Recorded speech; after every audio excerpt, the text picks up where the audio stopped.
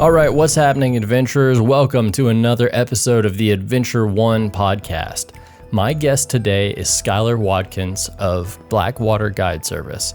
Now, Skyler runs a podcast on his own, and recently I learned about his podcast. I think it was on a Facebook conversation. I saw some of the stuff he was posting, and it was some really interesting conversations from the perspective of a guide and an outfitter in the state of Texas. Talking about how much should hunts cost, the kind of ethics behind hog hunting in a lot of situations. Are hogs really a problem in Texas? So many interesting conversations that when I saw that, I said, hey, dude, let's get on an episode of this and just talk through it because there is so much here. Now, this episode was originally recorded as a YouTube live stream, and unfortunately, I'm still having an issue when I go back to save the stream as audio with kind of a popping, crackling sound in my audio. So hopefully I'll get that solved soon. But in the meantime, please forgive that little bit of noise. It's just on my voice as Skyler's kind of talking through all his stories. His audio's nice and clean. So without further ado, here's Skyler Watkins. Thanks for having me. Yeah, man. So I guess just to start off, kind of who are you? What do you do? Well, Skyler Watkins. I own Blackwater Guide Service, have another little feed company called Megalo Deer Feed. Do a bunch of tech stuff with another little company, and started guiding when I was about 14, and just kind of worked my way up through the ranks, and just have a severe hatred for school and a severe passion for the outdoors. So I tried to make that work, and luckily, with a lot of blessings and hard work and luck, I was able to put two and two together and make a career out of it. That's awesome. Now, in terms of guiding, is that pretty much always been in Texas, or where's that been? Yeah, I've never guided out of the state. I've done a little bit of hunting outside the state. Did some work with Brooks Johnson with double bull blinds way back in the day, and those guys were kind enough to take me under their wing and take me and do some cool stuff up north. But, as far as guiding goes, I've never guided outside the state of Texas. Okay, gotcha. Well, there's a hell of a lot to hunt in Texas. That's for sure. Yeah, for sure. So what do you do you do more whitetail, more exotics? What's your birds? We're kind of all across the spectrum with everything except for waterfowl. We don't do any waterfowl. But we hunt 365 days a year pretty much. I don't make anybody work on Thanksgiving, and we don't make anybody work on Christmas. We try to give off, family time around them. If we didn't hold people off, then somebody would book a hunt every single day of the year. A lot of times, like right now, we're this part of the season, we've got 3 and 4 groups a day hunting, anywhere from 4 to 10 guys a day at different ranches that are hunting right now. Oh, nice. And is that mostly whitetail or other stuff too? No, we do right now we obviously have some whitetail, but we do a ton of exotic hunts and a lot of axis hunts. Last year we ended up shooting, I want to say like 122 axis bucks. Holy smokes. Yeah, so we do a lot of axis, a lot of black buck, do quite a few fallow, a lot of cyca deer, bunch of aoudad, mouflon rams, different stuff like that. And we do get into the super exotics a little bit too, but not as much. That's usually kind of a special request kind of thing, but mainly the common exotics. And then We've got a really, really good turkey operation for the state of Texas. And then obviously we do some hog stuff. We do a whole lot of predator stuff as well. Yeah. Oh, that's cool. Because I feel like I don't see that many people who touch the predator stuff. I mean, obviously Axis is growing in popularity and stuff like that, but that's cool that you do a little bit of everything. Yeah, the predator stuff was kind of interesting because I've always loved predator hunting. I can remember when I was a kid and did it with buddies and stuff like that. I mean, when I first started predator hunting, it was hand calls or Johnny Stewart tapes and, like the little 8-track looking tapes. Yeah. And we were taping freaking mag lights to the end of our gun barrel. and sitting on hay bales, just hoping for a chance at a coyote. And obviously it's way more professional than that now, but, when I started doing it, to actually try to make a little bit of money in the off season, because we weren't always obviously as busy as we are now. It took a while. Our website has done phenomenal, and now we have way more requests than we could ever take. But at one point, it wasn't like that. And so during the springtime, hunts would get a little slow. And so I thought, well, I'll just run some cheap predator hunts. Yeah.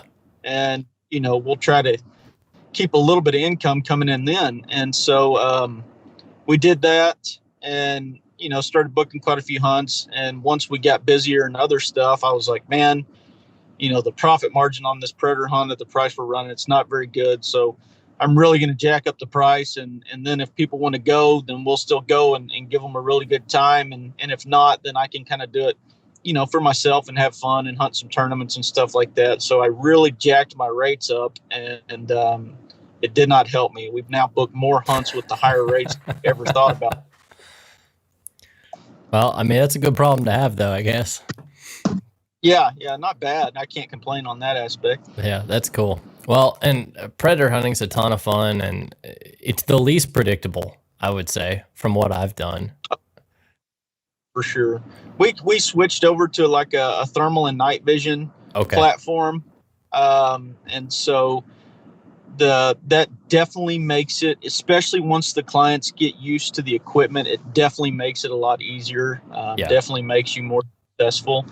There are some guys in the state that are absolutely phenomenal at hunting under lights, and hats off to those guys. They do it better than anybody in the world, I would imagine. But when you're running and gunning with clients and guys are new to the game and just wanting to experience it, having the thermal and night vision equipment makes your life so much easier. Yeah, that's cool. That's really cool. Well, there's definitely some folks who listen to this who do not hunt Texas, haven't hunted Texas before, just because they're all over Midwest, whatever.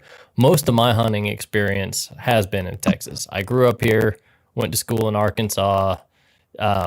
Man, for me, like my intro to hunting was mostly just like dove hunting and stuff. It wasn't really any large game. And then my uncle in Mississippi kind of got me into deer hunting. But for folks who aren't used to just kind of all the cool critters in Texas, what would you say are kind of some of the top things to hunt down here? My favorite to hunt is axis during the rut. That's my all-time favorite. Just because people don't understand. A lot of outsiders looking in to our industry in particular always think high fence when it comes to Texas, and there are a lot of high fences in the state of Texas, and we do hunt some high fences, but you have to experience it in order to get an actual reality of what goes on. There are places, I'm not going to say there's not places that don't run can type hunts or aren't on tiny little pieces of property and it's super easy hunting, but there's also a lot of us that run on very large high fence ranches where the animals are, born and raised out there, have been out there for, golly, some of them 100 years now, it seems like, and are just wild as all get out. Yeah. And so during the axis rut, we do a spot and stalk hunt that I personally guide, where we're listening to them roar and calling back to them and going beating brush and trying to put on a stalk just like you were elk hunting.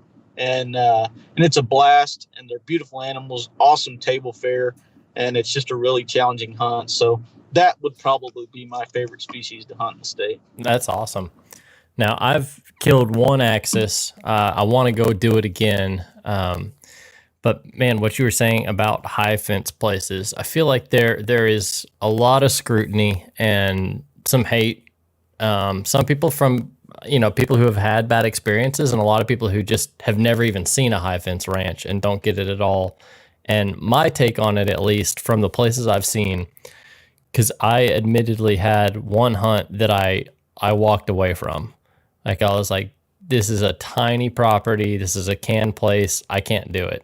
Sorry, man. I gotta. And it wasn't really disclosed to me. And so I feel like there are some places like that where it really is shooting animals in a pen. And there are some places where it's purely like you can't control your management plan if your neighbors are shooting everything. And so you need some way to manage that. And so that's what it is when it's done well. Right. And there's also, I don't think there's any reason to hide the fact too, that the outdoor industry or the hunting industry in the state of Texas now is a commodity business. It's some people that does put a bad taste in some people's mouth, but there's a lot of, especially in the high fence section of hunting in our industry, it's 100% a business, and therefore, having the fence helps you regulate your animals inventory. And from a from a business standpoint, it helps you keep stock of or count of your inventory. And also if a guy, a lot of these guys, landowners, have well over $1 million worth of animals on their property. And that's a very large investment to say, you know what, I think just to appease people, we should take the fences down and just take our chances on losing $1 million. It's a business. Yeah. So it's not going to work like that. But to your point on the smaller places, there are right ways and wrong ways to run a business. And so that's kind of what we see in the industry is there's some people that are going to have real small places, put and take, and run you in and out as fast as you can. And there are people that want to do that type of hunt. Yeah. And it's not my place to fault them for running that operation or doing that type of hunt. And so I probably shouldn't have even said right or wrong ways to do a business, but it's not my way of enjoyment or the way that I want to earn a living. And therefore, we do ours a little different.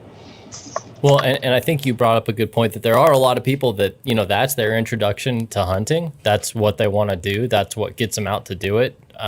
They want to make sure they're going to see something within the first hour. They want it to be super up close and personal. And then there are people, I would say I lean more towards this side, where you really want it to be a challenge and you want to earn it. And I'm not opposed to the fence. I'm not opposed to the management plan. I just don't want it to feel canned. And I feel like that's, for guides and outfitters, that's a really kind of hard line to walk, because you want to be successful. You want to put your client on something. And so you want some control over that. But that balancing act, I imagine that's really tough from your perspective. Yeah, it's very tough because you do get a lot of negative connotation for being a part of that. And don't get me wrong, we hunt a lot of free range places as well. But we have one ranch in particular that we hunt quite a bit, and it is high fenced. But my outlook on the whole thing, because I am a huge proponent of getting more people into the outdoors and generating more revenue for our industry, not only to make money business wise, but also to have more funds to, prolong our pastime. You know what I mean? The conservation meant to being able to have backing for legislation when we need it, when people come to attack us. I think that's all important. So I'm not, as long as a guy is, or a girl, whoever is hunting, as long as they're doing it legally, I have no qualms at all with how they hunt or the size of the property they want to hunt or whatever it is. And I really feel that it's in our best interest as outdoorsmen to not bash each other over that. You know what I mean? To basically say, look, that's not the way I want to do it, but if you're doing it and it's legal, then more power to you. You know what I mean? I think, and I'm sure you see this too, there is a ton of division in our industry amongst hunters. Oh yeah. And it's almost sickening, because I get it. If you want to bash somebody who's doing something illegally, let's all jump on board with that and get that person out of our industry, because they give us a bad name. But if a guy's doing something legally, let's pat him on the back for contributing just as much as we're contributing. Yeah, man. And I feel like we're our own worst enemies, and hell, I'm really guilty of it too. Compound bow people bashing on crossbow people, and then the recurve people bashing on the compound people and high fence versus low fence versus blah, blah, blah. Like, there are so many ways that we just it's just infighting and we're attacking each other instead of building the community up. That's exactly right. I was talking to the guy the other day and I said, you know what, we're kind of our own Trojan horse in that aspect. Yeah. You know what I mean? We're just all getting in there, letting other people in through the gate without any protection for ourselves, which is kind of scary, because hunting in general is full of type A personalities. Yeah. You know what I mean? There's a lot of alpha males. There's a lot of, I don't know if alpha females is a term or not, but same type deal, just type A personality people. And there's a lot of us, myself included, who have to slow down a lot of times and go, you know what, there's more than one way to skin a cat. My way is the way I like to do it, but it doesn't mean that's the right way to do it. You know what I mean? Right. So right. I think that's something that we struggle with really, really bad in our industry, and gives a lot of loopholes for outsiders to come in and pick us apart. Yeah. Well, and I think some of the reason it's like that too is just we've all worked really hard, or at least any fairly successful hunter has worked really hard to figure out the way you like doing it. And so like you've worked so hard to go down that road, and then when you see another road that jumps in there, right, you're like, that can't be right. And I feel like we kind of just jump to knowing our path, and we see another path, and it just disrupts us, and yeah, it makes it tough. For sure. Well, going back a little bit, so when we were talking about high fence ranches, two things I wanted to kind of pick your brain on. That one is just something I've thought about a little bit, and then the other is something that I saw recently from a hunting group that they were posting about. Apparently there was some court decision. I think it was like an old lawsuit that then they tried to go to appeals about deer on high fence ranches that were brought in, usually for genetic purposes, whether they are private property or public property. Have you heard this debate, or do you know what I'm talking about? Yeah, I mean, I've obviously heard the debate. I don't know the actual court case you're talking about, but the debate is extremely strong. I'm bad about this. I catch a lot of flack for it, but especially on my podcast type stuff. I'm sure you saw the one I did yesterday, but I like to throw out pretty testing questions. And, why not? And it gets people riled up, and it's great interaction. But that's one of the topics. I have not touched on that topic yet, but that's one of the topics that you see come up on social media quite a bit, and it will cause a massive stir. Yeah. And I don't know. It's tough to really, for me anyways, to find a stance on that, because like I said, I've never been involved in the legalities of other states. So I just know the way it is here in Texas, and here in Texas, the state owns the deer. You know what I mean? It's or we all own the deer, I guess. It's not individualized. And it's kind of, even that is tough to say, to the extent of, yes, we own the deer, but you can't do with them as you please, because you have a governing agency that tells you what you can and when you can do something with them. So I don't know. I guess it's almost like owning a house, until you actually pay it off, it's not yours. And even then you still have to pay taxes on it. Yeah. So do you ever really own it? Yeah. Yeah. What actually is yours? But when it comes to the high fence aspect of that, I think it gets really tough, because you have guys that are, like you said, bringing in genetics. And let's say, in Texas, it's not like guys are picking up deer in Canada or Kansas or whatever and driving them across the border and putting them in here. A lot of times it's done through AI. Yeah. And, they're buying semen straws and inseminating deer. But at that point, you're bringing genetics from out of the state in, and at some point down the line, you're going to produce an animal that has a way higher percentage of out-of-state genetics than in-state genetics. And at what point does the state actually have little to no right over that deer? You know what I mean? At one point, is it not a native animal anymore, I guess? Yeah, exactly. You know, I mean, that if that deer is 90% out of state 10 years down the road, you know, its offspring, the state or the state in general owns 100% of that deer, yet 90% of it is from outside territory. That kind of, I don't know, that's kind of a weird debate, probably a debate that definitely needs, you know, more discussion. But, and I think a lot of the guys that are in the breeding industry in the state, who obviously know way more about that than I do, have pushed pretty hard, because especially with these newer regulations that have been brought on to deer breeders in our state on the different levels of breeding permits that they have, the state has really came in, you know, after the CWD, everything's gone down with that. The state has really come in and I don't know if, you know, hampered is the right word for that, but they've really come in and tightened down or added a lot of new regulations onto deer breeders, and that is a very touchy subject now. Yeah, I mean, there's a lot of ranches and a lot of money on the line and all that stuff for sure. And I guess the way that I think I understand it is just the idea of reproductive offspring, I guess. So it's kind of like, you know, you can breed a donkey and a horse and get a mule, but that mule's sterile. It's not a creature that can go out and breed.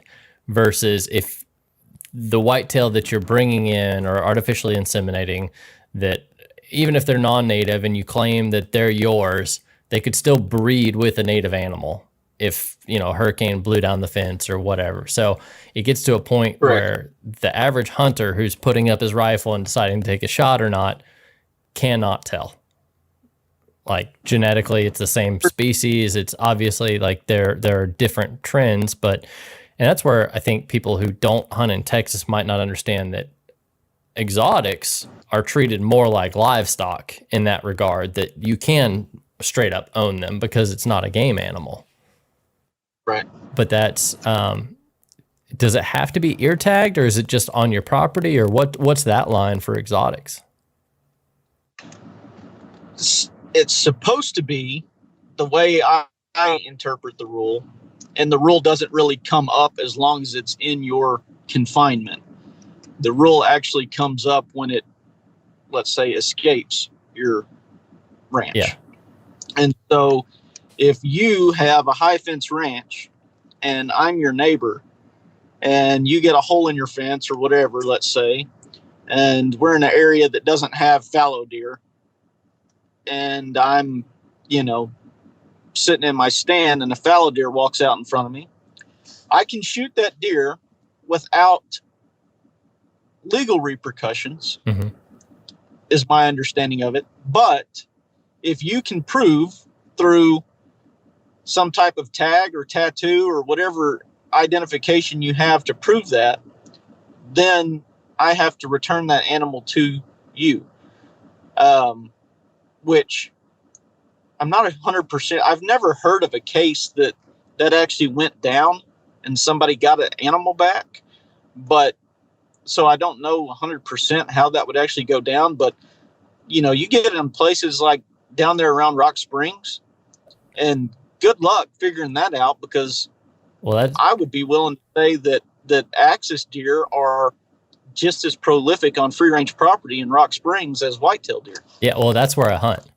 Like I'm just southwest of Rock Springs, and so down there it's really interesting because, you know, we weren't seeing a lot of axis, and now we're seeing more and more on our property. There's a big pipeline that cuts through a lot of people's property, and so I think basically that pipeline kind of opened up a super highway for all these exotic animals and whitetail and everything else to move from one property to another. And so I've started seeing all these critters that weren't on the property when I started there.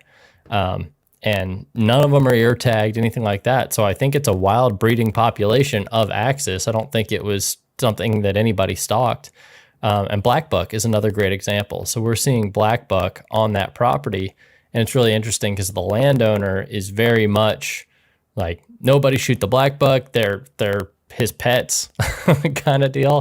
Right. But we're like, well, technically, you didn't put them there. You didn't bring them. They wandered in. We technically own them as lessees just as much as you do. But none of us are going to push that line because then we get kicked off the lease. One of those deals. But it's just interesting because it's like the way you view exotics is weird enough. And then a lot of that being translated to native species, I don't know, gets even stranger. Yeah, I think that's a kind of a roundtable debate that I don't know if you set. I mean, the way I look at it is, I don't know if you set the 10 smartest guys in Texas wildlife biology down in a room, if they could all come to an agreement and a majority agreement to vote one way or the other on what to do with it. Well, it's so circumstantial. Yeah, it's such a toss up. And I guess if you did it, policy driven or politically driven, I guess you could come up with a decision. But if guys put themselves in the shoes of the average hunter in Texas sitting in a deer blind and having something like that walk out, it would be very tough to say, no, you're not allowed to shoot that on your property. Well, and the whole purpose that like it's not a game animal and it's exotic and it's unregulated is that you see it, you can shoot it. And so then having like another layer of rules on top of that would be pretty weird. Which at the same time, to play devil's advocate, if a random cow came across your property, you know what I mean? Yeah. That's not something that you would shoot, although it's obviously not wildlife. But at the same time, if we're just talking about straight up something to eat, if you didn't have cows and a random cow walked across, very few people would go, yeah, I think I'm going to shoot that. Yeah. Possibly because it's livestock. However, when you look at the definitions of stuff, so is a black buck that's walking in front of you. Yeah. So it's a really weird line to try to figure out. I will tell you this: I have shot a lot of free range exotics and have never been questioned about it, and have never had a situation where I thought, somebody's going to come looking for this, because kind of to your point, in that area, I do a lot of hunting in the Rock Springs area, Carter Valley, all that area down there. Okay. And to your point, there's so many of them, and I've watched the herds grow so much. There's absolutely no way that you can tell me that all those have escaped. Right. They're naturally breeding. You know what I mean? Yeah. And it's all with Axis. It is almost to the point that, I mean, you look at how long Axis have been in our state and how long ago they must have started escaping. And it's almost to the point where they're kind of native, you know what I mean? Like to certain areas. Yeah. And it was, I think it was actually Ranella on his podcast. They were talking about hogs in Hawaii. Maybe it was Hogs, maybe it was Axis, but you think about people like cooking up a Hawaiian style hog, like, a pig on a spit over a fire or in a pit or whatever. But they're like, yeah. And everybody likes to say, well, Hawaii has no native animals, but like it's now like so ingrained in Hawaiian tradition to like hunt pigs there. And so they said basically, why don't we just call them naturalized animals? Like they're not native, but they've been here longer than I personally have. Well, and let's take wild hogs in the state of Texas, for example. They were here before the state of Texas was a state. Yeah. They were here before the United States was a country. I mean, in theory, wild hogs are more native to our state than we are. Yeah.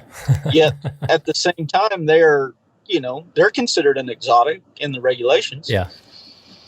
Well, and then you had a really interesting podcast about charging for hog hunts and that whole debacle. So anybody who wants to hear more about that, absolutely go check that out.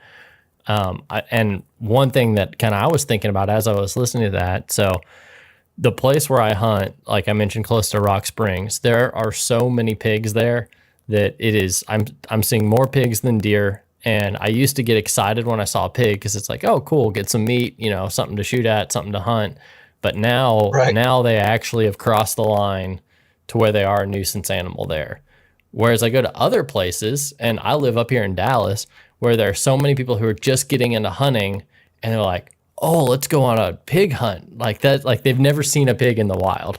And so they're like Right. super excited about it. And so it's one of those things where in some degrees it is this novelty thing, and some degrees it is a total nuisance. And obviously I love shooting hogs. I've killed a ton of them, and I want people to enjoy killing them. But what I have a little bit of an issue with is I've seen, again, some of these small high fence ranches actually bringing in hogs that they're trapping on places around them, or other people are trapping them, selling them, bring them there basically just to be shot. And I don't know, I had a little bit of an issue with it because I think so many people hog hunt, for the thrill of it, but also because they feel like they're helping. They feel like Texas has a hog problem, so if we shoot those animals, we're doing a good thing. And then places are bringing them in, and I feel like there's some times where people would be totally cool with it, but there's a lot of times where they would not be, and so it's not really disclosed, and you don't really necessarily know that you're shooting hogs that were imported into a property solely for killing. So I don't know, I'm rambling here. What's your thought on all that? My first thought is, like I said in the podcast, Texas has this crazy hog problem is a really good marketing standpoint. Yeah. Just like when your local car dealership says, we got to get rid of all the 2019s because the 2020s are coming, those guys can put and take cars whenever they want to, you know what I mean? Yeah. It's not like their cars are going to disappear tomorrow. Yeah. So that's the case. I think I've been torn on that exact subject you talk about. In all reality, I think if a guy breaks it down, there's two ways to look at it in a positive aspect from that scenario. One, if a guy has an approved facility, right? Because it has to be approved to be able to bring the hogs in and put them in there. Yeah. So if a guy's not doing that, if he's doing that illegally, the guy should be fined and dealt with in whatever legal manner and just it takes. Just the rabbit trail into that too. Aren't you only supposed to bring in? It's like you're only supposed to bring in boars, right? And you have to document how many you're bringing in and stuff like that. Correct. Okay. Correct. And there is a whole list of paperwork from my interpretation of it that should be done when bringing them in. Okay. Not to say that always happens, but that is my interpretation of it, that it has to be an approved facility, and that it can only be boars, and that they all have to be documented coming in. But if it's an approved facility and, Farmer John is trapping pigs and taking them from his place and selling them to this guy's little high fence, approved high fence facility, and hunters are coming in and killing them, in theory, we are still helping wipe out the pig problem. Yeah, you're just putting one more step in the works, but yeah. Yeah, you're putting an extra step into it for business purposes, and anybody that disagrees with that, the only thing I can tell them is welcome to Texas. In the state of Texas, if there's a way to make a dollar, we're going to figure out how to do it. Yeah. That's just the personality and nature of most Texans. Yeah. But if it's not, like I said, if it's not an approved facility, then those guys should definitely be in trouble for not following the law. But at the same time, once again, it gives people an easy step into hunting that might not do it otherwise. Anybody that has really gone out and hunted wild pigs knows that at times it can really suck. Yeah. You know what I mean? They're smarter than deer, I'd say. Oh, 100%. And you can go out there and hunt for 3 nights in a row and get busted or not see one or the whole 9 yards, which would be really boring for a a lot of kids or a lot of people being introduced into it. So if they're doing it the right way, I mean, I don't guess I have a horrible issue with it if it's ultimately reaching the common goal that we're all saying that we're striving towards. But the issue that I think comes up the most is the over marketing. And I mean, I do a lot of marketing, and so it's tough for me to say that people shouldn't be allowed to market, or me to say that somebody's doing false advertisement or something like that. Yeah.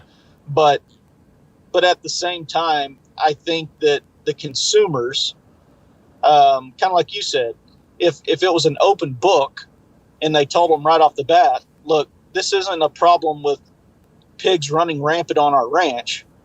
This is us taking trapped pigs and putting them in this ranch for you to come shoot at this price. Yeah. Then I think there's a lot less controversy over that.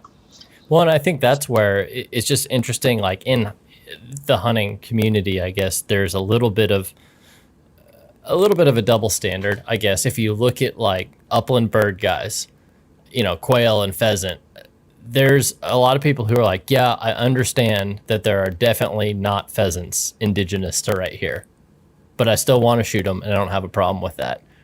But then on the big game side of things, there's not really that same disclosure, at least not with pigs.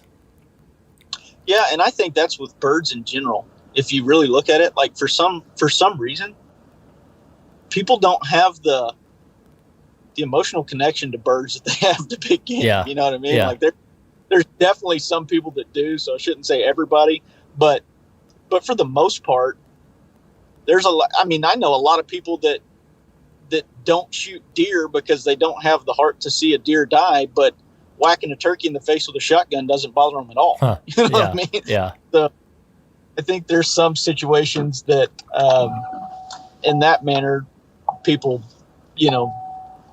well, that would be a reason that people wouldn't be bothered by it. I've gotten there with pigs though. I was out on my last hunt and, I saw, deer comes in. I'm going to wait for a really close shot. I'm going to try to do, the very best I can to make an ethical kill. But then if I see pigs running around, 70-yard pin, just sling it. Hail Mary. Like, let's see what happens. And so right. I have that double standard here. So. No, and I don't know when it, the biggest thing on the pigs is that people get really upset about the price that people charge to hunt pigs. Well, it's all over the place. And right. And I think that's going to be in any business. I don't think it matters what you're buying. There's going to be a spectrum of pricing, and a lot of times it has to do with what extra is coming with it. You know what I mean? Yeah. If you've got a guy that just says, yeah, I got a bunch of pigs, give me $50 and come out here and try to shoot all you want. Here's the gate, go have at it. Well, then that's obviously, about the cheapest you're going to find. But if the guy's actually trying to make a living and goes, you know what, I got a lot of pigs on this place. That's an asset for me. I can make a living off of that. I'm going to set up some blinds. I'm going to fill some feeders. I'm going to do this and this, put you up in my house and feed you. Then obviously the price needs to be a little bit more for his time and his effort. And so it can be all over the place, but there's a price point for everybody that wants to get into it. So I don't understand a lot of times the complaining that comes with, looking for a hog hunt, other than the guys that are saying they should be free. And my quote to that is that, one, nothing's free, and two, quit buying all the BS on the pigs are overrunning the state of Texas. Yeah. Yeah. And, get your $48 book, because that's the lowest cost that you're going to be able to go to some WMA or core land and go down in some river bottom and try to hunt them yourself. Yeah, exactly. I mean, there's always, and I don't care even if it is big game, because pricing is a big issue that comes up in my industry all the time. And, that's a huge complaint, is that pricing's just getting out of hand. And, my rebuttal to that is that it takes me about 5 minutes on Google to find prices from $150 a day up to $15,000 in the state of Texas. There's literally something for everybody to do if you want to go do Yeah. it. Now, if you're saying I want to go shoot a 34-inch axis buck, but I think it's stupid that you have to pay that, and I want to pay $1,000 for that, well, then you have to resort back to the Texas hunting is a business and animals are a commodity. And if you can't if it costs you $2,000 to replace the deer, you're not going to find one for $1,000. Sorry, that's just how life works. Yeah, well, and that's even just the commodity side of it, not to mention that whether you're viewing it truly as a service industry, guides and outfitters trying to make a good experience, trying to do things right versus just like, yeah, they're in there. Right.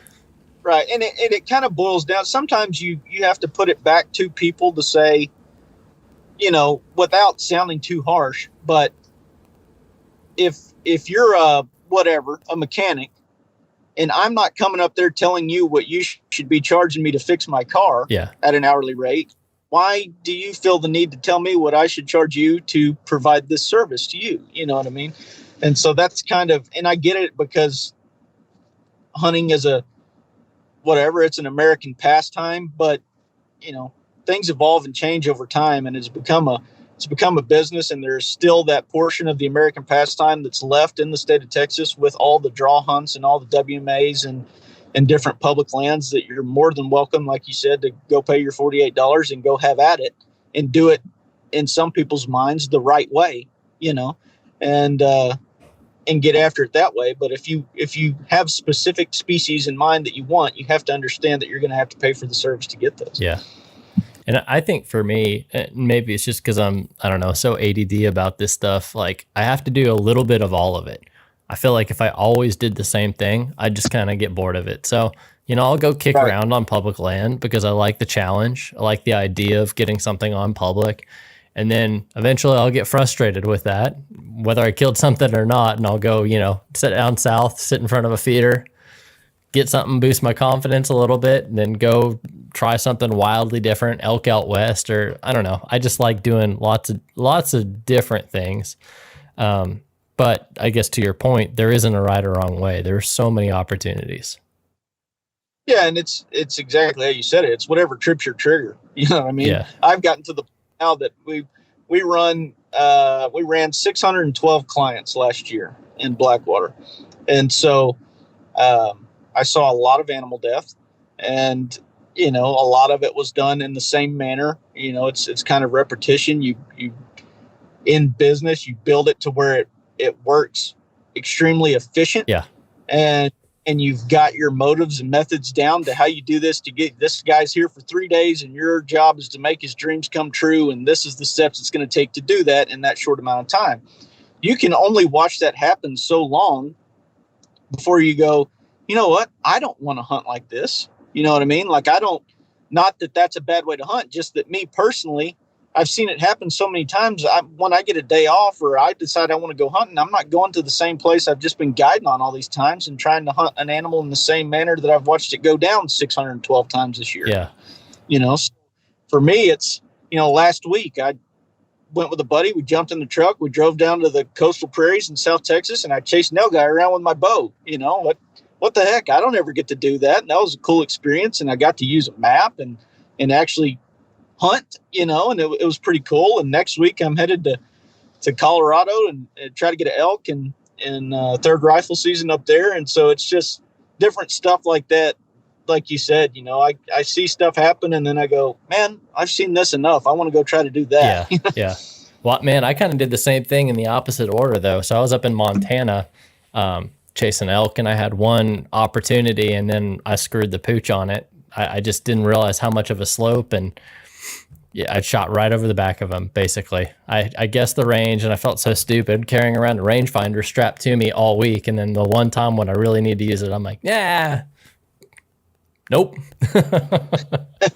So screwed that one up. But then I did get drawn for the nilgai deal at Laguna Atascosa.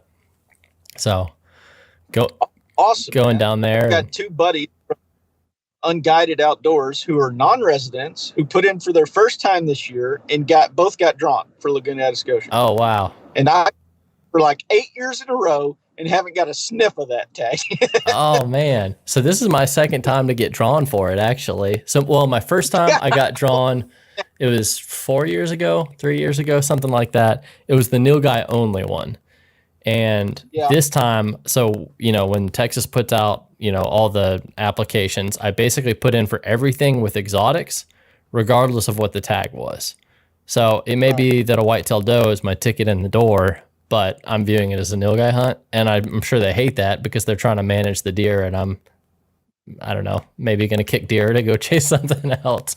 But yeah, I think this is the first one there. I think so, unless they've already had a whitetail hunt. So I'm excited because the last time I got drawn, it was archery only. We still had to wear orange, which nilgai can see so well that like that alone kind of screws you up. And then they had 3 other hunts in there, and it was tough, man. It was so tough, but it was just cool because it was so different than everything I've done. Yep. We went to a place right outside of the Palo Alto battlefields, which is in Los Fresnos, and it's about 20 minutes from where you'll be down there at Laguna de Escosa. And so we mapped it all out on Onyx, and I put all my pin drops on what I thought were good trails and good areas they'd be traveling through, and just went. I couldn't stand it any longer. I was sitting in a spot I thought was a good spot, and the mosquitoes down there were atrocious. I mean, it was absolutely horrendous, and I couldn't do it. You like to think in your head, or at least I do, that I can do anything. I'm telling you right now, 45 minutes of mosquitoes bite me in the face. That was it. I could not do it.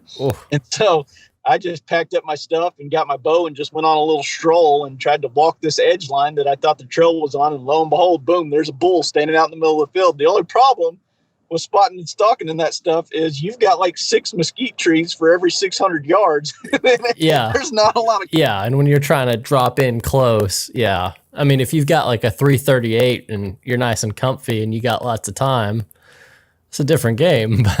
But when you got a bow, the rifle, I would have got him. I spotted him at 700, and I got into 92. That alone's a good stock right there.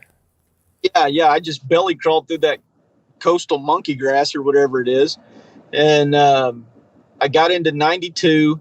He took, as I was ranging him at 92, he kind of noticed me. And so he was real curious, And so he stepped forward a little bit, and I hit the range again. He was 85. So I did not want to do that, but I set my pin anyways. And I thought, this might be my only opportunity if he turns broadside. Well, he kept coming. He walked around the last mesquite tree, and he kept coming, and he got into like some really short shin oak looking stuff, and started trotting, and I kind of bleated at him and ranged him again, and he was at 53, and I was like, oh, it's over. I'm going to smoke him. I drew back and let it fly, and I shoot a single pin. I'd never moved it from 85 to 50, and I sailed over the top of his that's feet.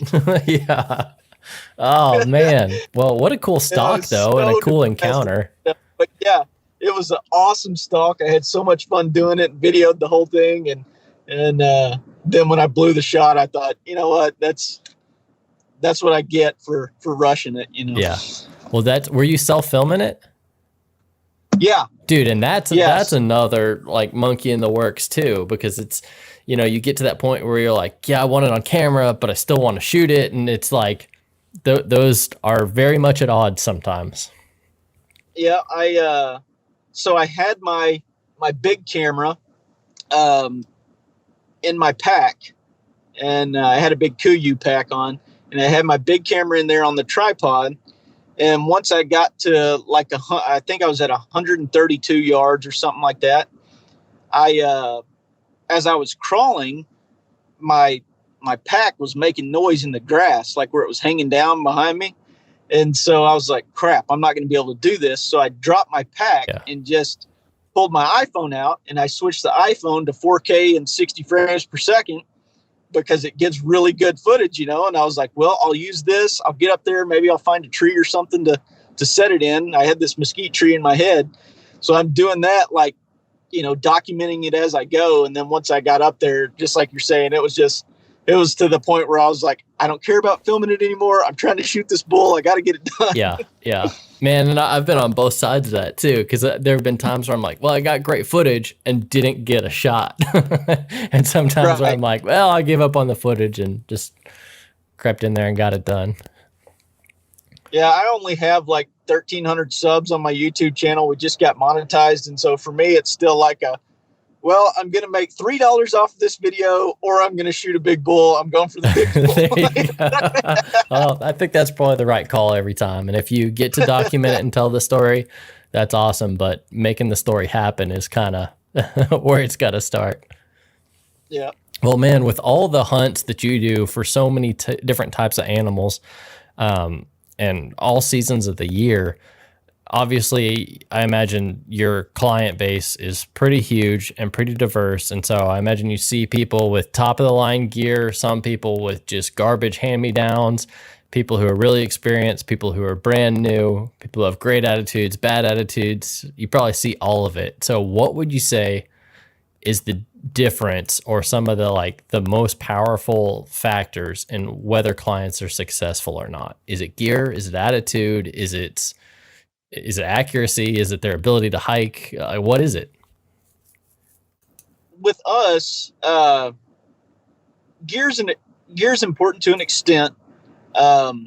Really and truthfully, we want everybody to be on at 100 yards. And anybody that's ever rifle hunted knows that that's not real difficult. We have had guys show up that can't hit a 4x8 sheet of plywood with a rifle. And so we obviously have to tweak that a little bit. Yeah. But at the same time, we've got, a pretty satisfactory gun collection of our own. So, we can always let somebody borrow a rifle if they need to. The 100% most important thing to be successful when going on a guided hunt is your attitude. No doubt in my mind about that. I've preached this 1,000 times over my career. Having a positive attitude and continuing to say, you know what, it's going to happen. We're going to make it happen. We're going to make it happen. Those guys are always successful. The guys that get sour after the first mistake, because like we said, even if you're doing a high fence hunt, those animals, our animals or at least, are still really wild. You're not going to screw up on an axis deer and him stand there and look at you. Yeah. It's not going to happen. Well, and a lot of times those animals, they've been pressured or bumped before, and so they're maybe even more turned on. Exactly. And so the guys that have the good attitude, they're always successful. Another thing it does, and I don't care where you're at, in Texas or out of state, if you have a positive attitude, your guide wants to work that much harder for you to make it happen. Yeah. And, that's just human nature. Is if a guy's fun to hang out with, he understands if something goes wrong that you're giving it your best effort, and he's right there beside you to make it, make the best of it. You're going to give, whether you mean to or not, you're going to give that much more effort to see that guy be successful. If a guy comes in and he has a horrible attitude and he can do everything better than you can do, and he's going to, basically guide the guide or coach the coach or however you want to label it, it's really easy to, revert that negative attitude back towards that person, and therefore just kind of say, you know what, I'm going to stick this dude here because I can't stand sitting with him anymore, and just best of luck to you. What I mean? Yeah. And so that's, I would hate to say that we've ever done that, but at the same time, there are people that rub you so wrong like that you're just like, I just want this weekend to be over with so that we don't have to hang out any longer. Yeah. But the attitude is 100%, I think, the biggest thing to make you more successful when going on a guided hunt. Well, I've definitely, heard of that too. Heard of people being like, oh, well, he gar-holed me in some horrible spot just because whatever. And I'm like, well, you're probably asking for it. If it actually happened like that, it's probably your fault, buddy. But I feel like that is probably pretty darn rare. It's probably just like an error of perception more than anything else. For sure. And you see a lot, like we were talking earlier, you see a lot of people that have this, that'll come into camp with this really sometimes you don't know why they book a hunt that's on high fence, because they come in with this really negative idea about high fences. You know what I mean? Like, this isn't something I would normally do. We're a fair chase hunting group. You know, I don't know about hunting this high fence. It's like hunting a petting zoo, blah, blah, blah. After the first sit, if the biggest buck on the ranch has not stepped out in front of them, they are ticked off that these animals are too hard to hunt, or there must not be anything out here. It's like one sit. Yeah, resorts. You can't have it both ways. And so a lot of times that's used to, when I was a lot younger and first started doing this, I would feel really bad about that and be like, man, we've got to jump up our game, go over the top to make this guy happy. And nowadays I'm just like, we'll give it back to him, and just shoot the whole, I guess these high fence, we're just setting the wrong spot in the petting zoo today. You know what I mean? I don't know. You got to put a little louder, shake the bucket harder to get them to come out. I don't know what to tell you. But yeah, that's always a funny joke around camp is, when guys come in that are immediately dissing the place because it is high fence, even though they booked the hunt, and then get really ticked off after one hunt when every animal on the ranch hasn't presented themselves with a killer shot. Right. That's funny. Well, I mean, so it sounds like attitude is for sure the biggest thing. And you mentioned you mentioned accuracy really more than any other gear. Do you always suss that out beforehand, or do you kind of like, do you just say, hey, let's check your rifle, make sure it's on, but you're also kind of watching the guy as well? Or do you just say, well, if you're good, I trust you, let's go? What do you do there? There's different situations, obviously. I mean, if a guy's hunted with me a bunch, we last year we were 87% repeat clients. Okay.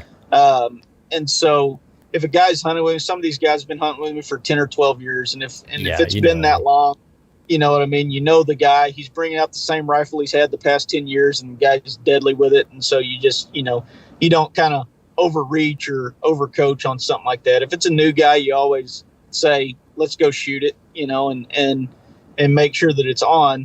At the same time, there's a business aspect to it where you have a client there that's spending most of the time somewhere between $2,000 and $3,000 to come out. He's also a grown man bringing his own weapon. And if you say, you guys want to go shoot your rifles before we go out and hunt, and they say, no, my rifle's on, there's a certain aspect of respect there between you and another grown man to say, okay, now it's obvious in your pregame meeting there that you've said, look, you wound it, you buy it. So, I'm giving you the opportunity for us to go out and make sure that you haven't knocked your gun off on the ride down here. But if you're going to tell me, no, you don't want to go shoot it, just understand that if you wound one, that, you're paying for it.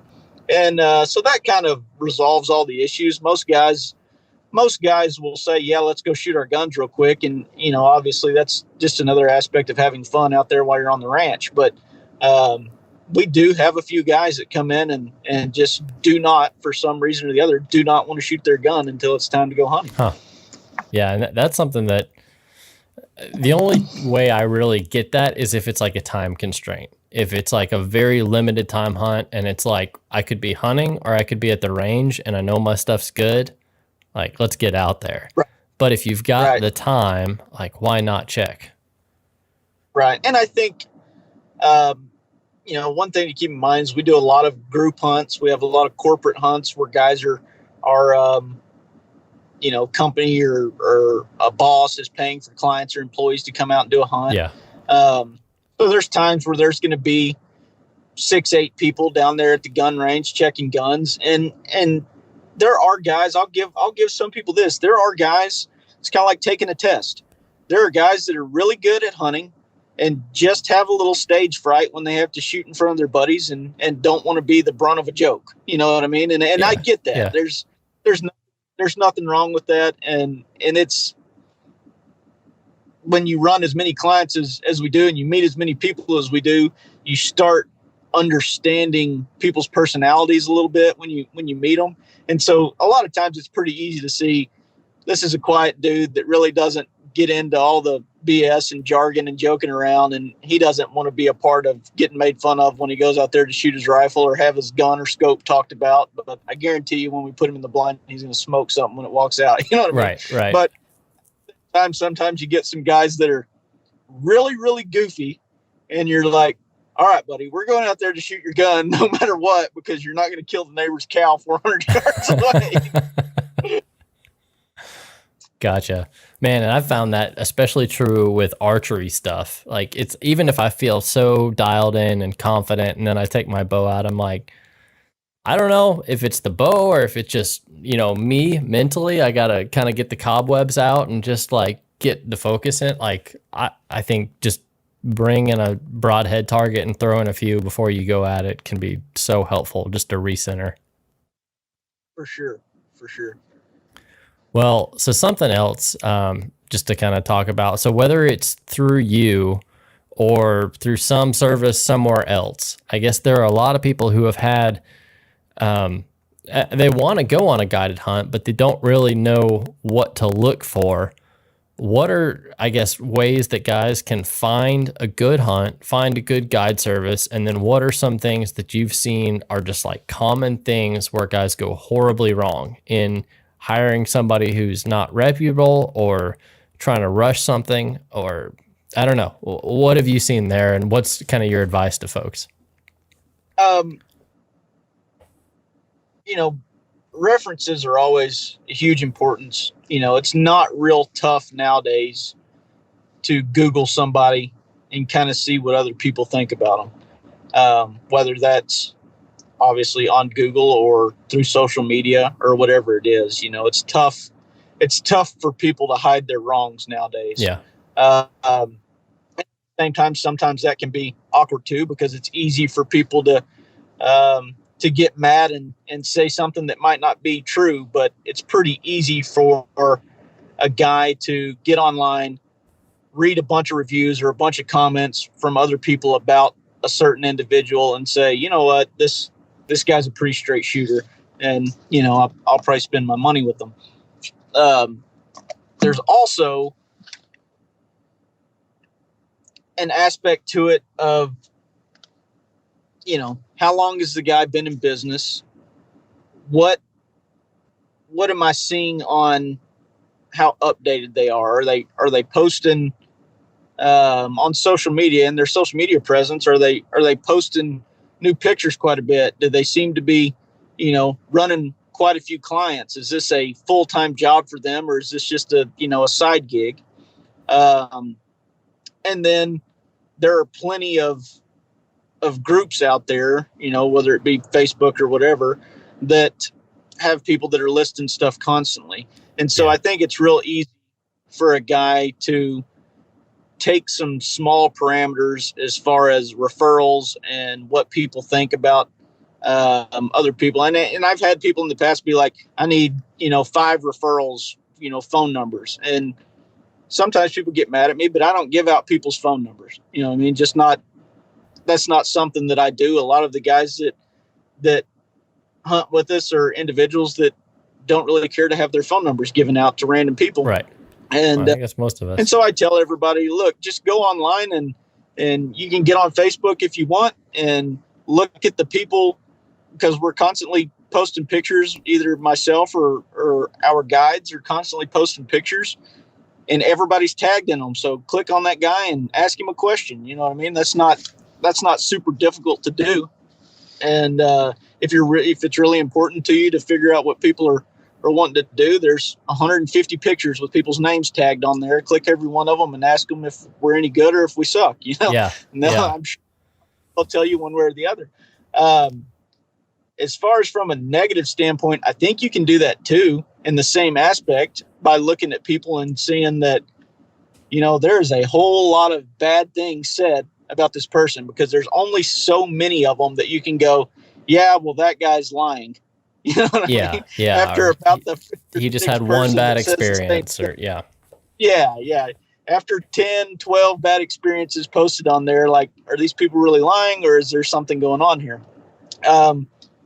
And it's I don't know. I hate to even really get into that because I don't want somebody to listen to this and, and say that I'm saying the wrong things or trying to pump myself up and knock people down. But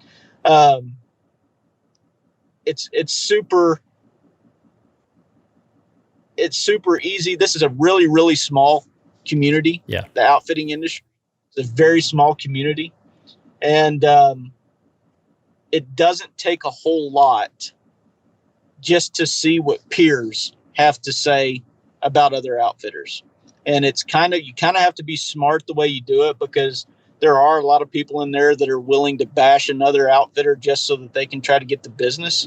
It's kind of like so many like contractors in housing work, or you're getting some plumbing done and the guy's like, well, the guy who did this before, man, he screwed it up, so I'll do it. Yeah, I didn't know what he was doing. You know what I mean?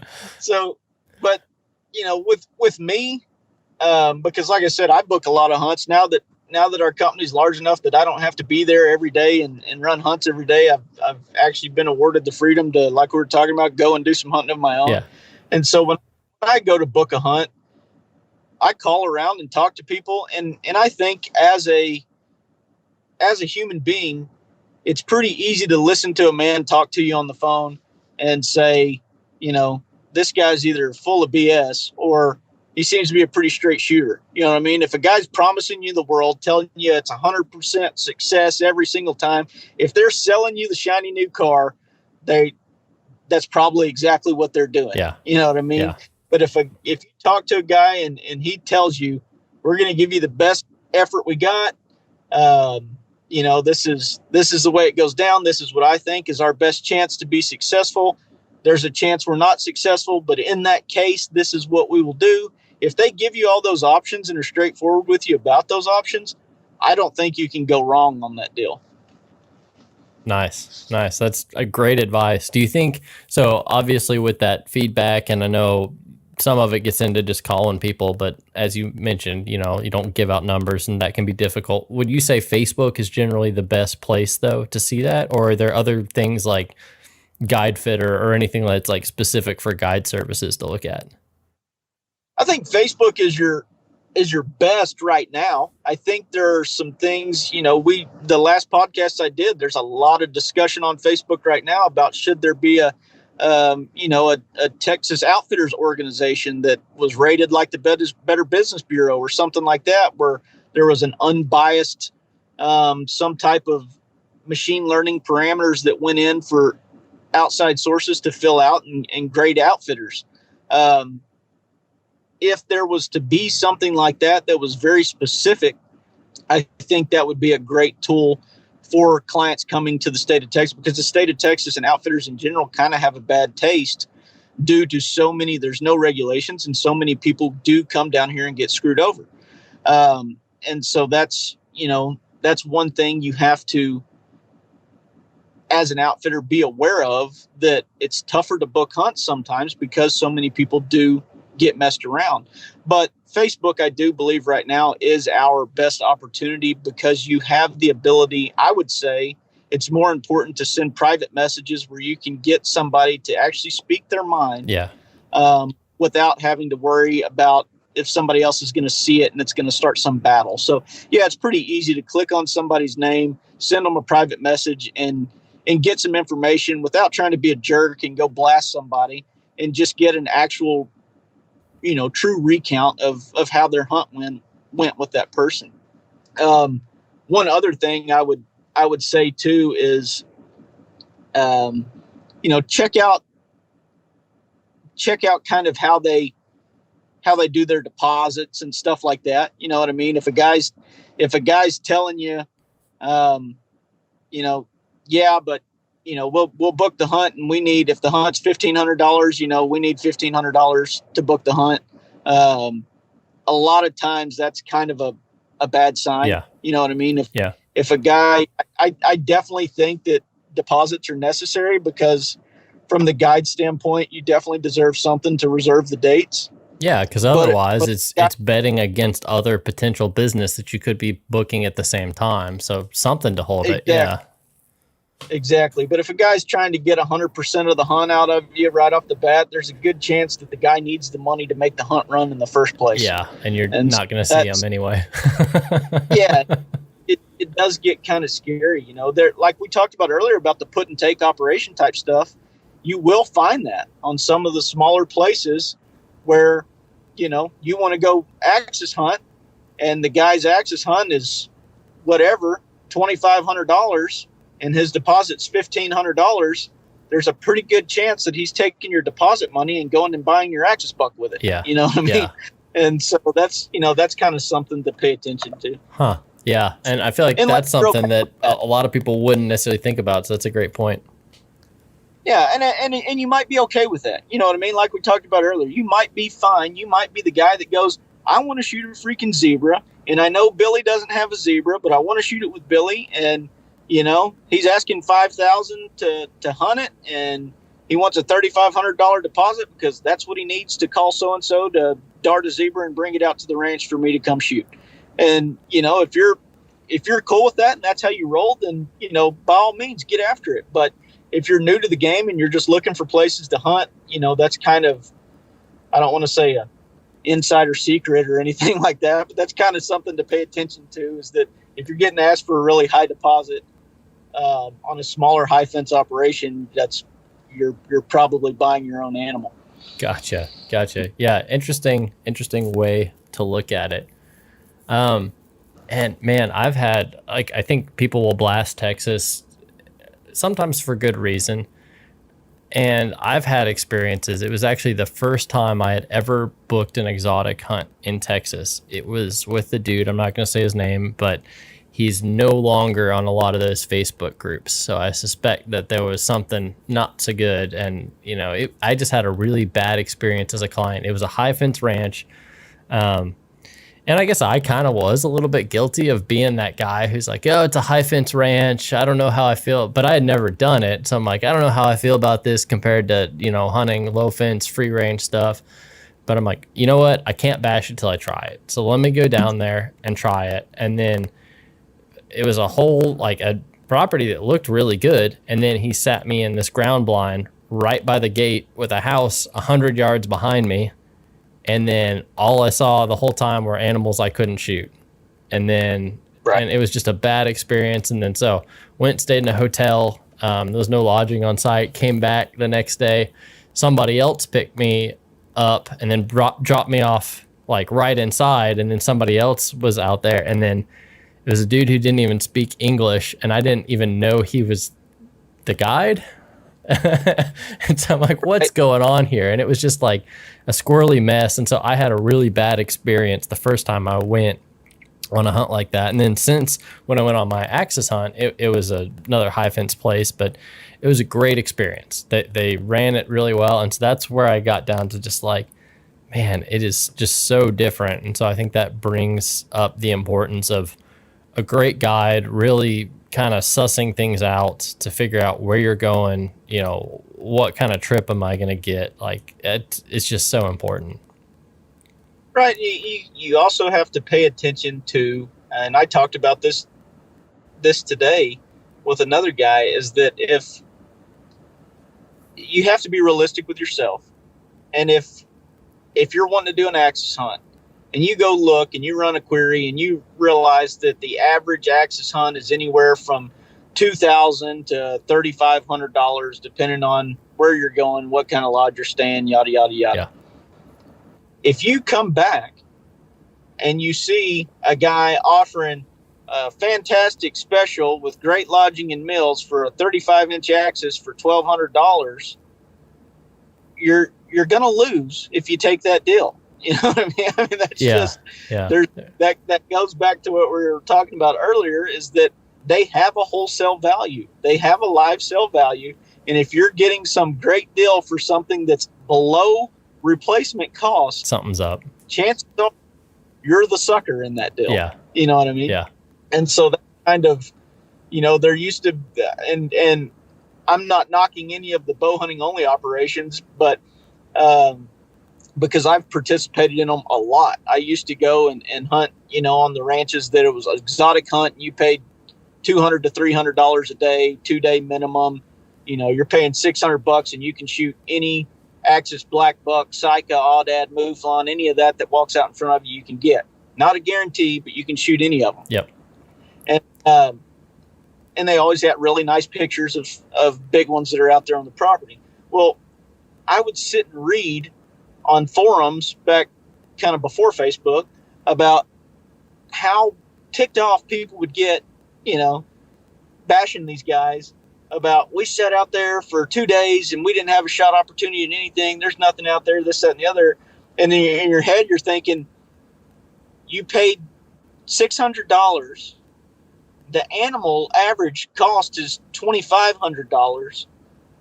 Only one in every 4 of y'all can be successful for that guy to make $1. Yeah. So yeah. You're not going to go out there and kill one every time you go. You know what I mean? And so you got to be realistic with yourself on that. If you're, a lot of people won't say that they want a guaranteed hunt, but if you're going to spend a couple $1,000s, you obviously want as close to a guarantee as you can get. So look at how the outfitter is, pricing or packaging his deal. Is he charging you a daily rate plus a kill fee? Is he charging you an all-inclusive rate? What's his parameters? If you don't get one, are you allowed to come back and try again? Or is it pay this price no matter what happens? There's a lot of stuff that you need to look into, but when you find the one that fits the bill that you like the most, then go ahead and start contacting people, privately about that person and what kind of character they have and what kind of business that they run. And if that's, if it all fits what you're looking for, then by all means, go for it. Well, I could see some places where the daily rate plus kill fee, where it makes a lot of sense. That way you're not overpaying for a chance that you don't get because of whatever condition. But I also see, situations where that's kind of an insurance policy and it doesn't set you up for, yep, we're dedicated to making this work and making it happen. So I don't know. What's your thought there? Do you charge one way or another, or does it vary based on the ranch? Or it kind of varies on us. In Blackwater, most of our exotic hunts are a daily rate plus a kill fee. So we're charging $250 a night, and that includes your lodging, meals, and guide. Okay.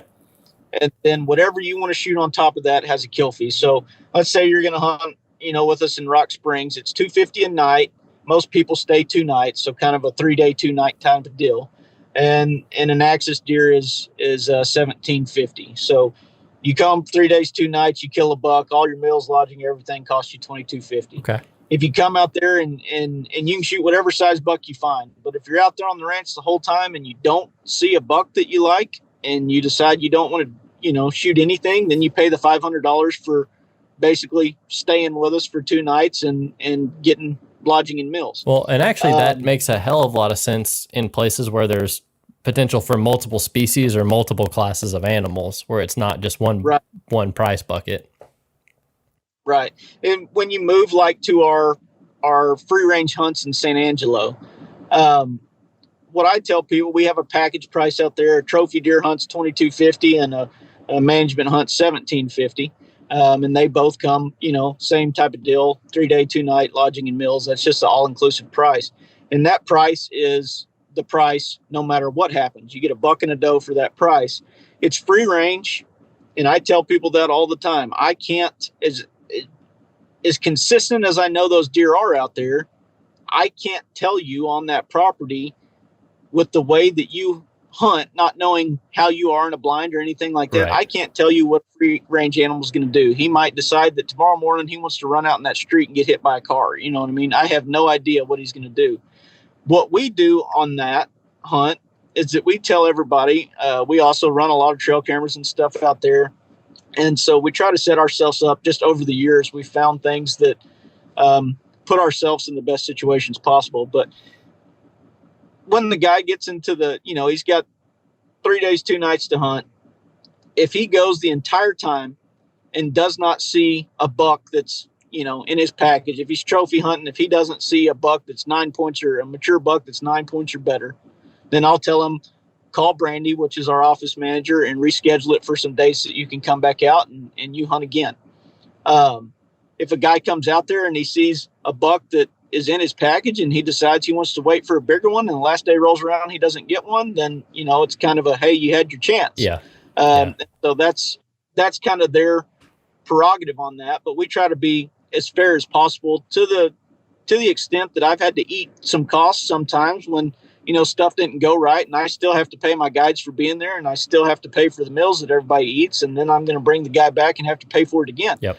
And so, but that's just, I think the character and the honesty of being able to do that has helped us out tenfold for the times that,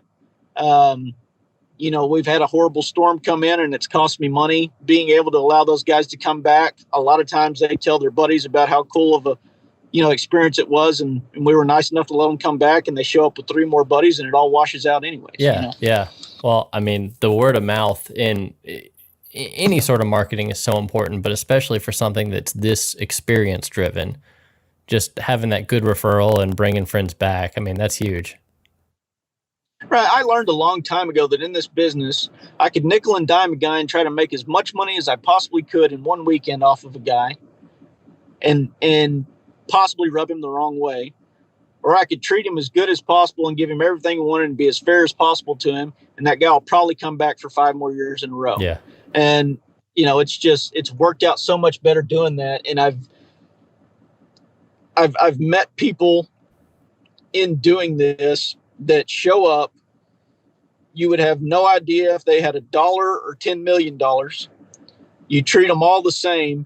And lo and behold, that guy runs a hedge fund and he's starting to spend $100,000 a year with you bringing clients, and so that's one of those deals that, like you said earlier, it's a service business, and you cannot treat anybody differently than you treat anybody else. And if you're willing to have a set of guidelines, adhere to the guidelines, and make character very important in the business, you just see so much growth from that, because you never know who a guy is or who a guy knows, Yeah, man. Sounds like you're doing it right, though. Like, just give them the best every time. That's awesome. Yeah, at least try to. Yeah. Do what you pull out every stop to try it. Yeah.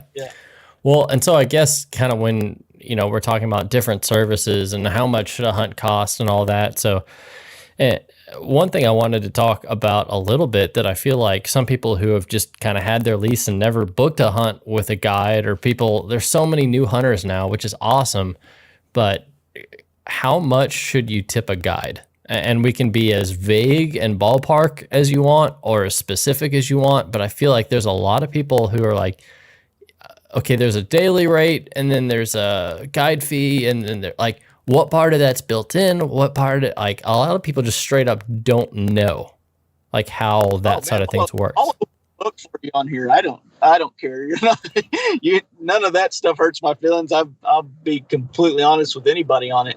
So in a lot of the stuff, I can tell you right now, and I don't care who hears it, if any other outfitters hear it, whatever it is. I've been called cheap and I've been called expensive. It doesn't matter to me. But when it comes to it, we're basically, the company is, no matter what the hunt cost is, the company in itself is basically making about $750 off of a client total. And whether they're paying $3,500 or they're paying, $1,500. And so then you have to take, what a guide makes out of that, which can be anywhere from a guy that's starting out making $100 up to a head guide that's making a couple $100 a day for being there.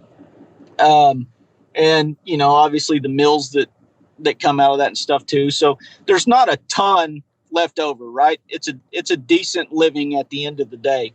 And that's where being able to have 600 of those guys come through the different ranches a year really pays off, because if you don't have that, it can be slim pickings instead of a decent living. Right. But so when it comes down to tipping a guide, take that into consideration, that although your guy you might be paying $3,500, whoever owns the land and the lodge and the animals is making the majority of that, not the guys that are actually out there, being with you the entire time. Yeah.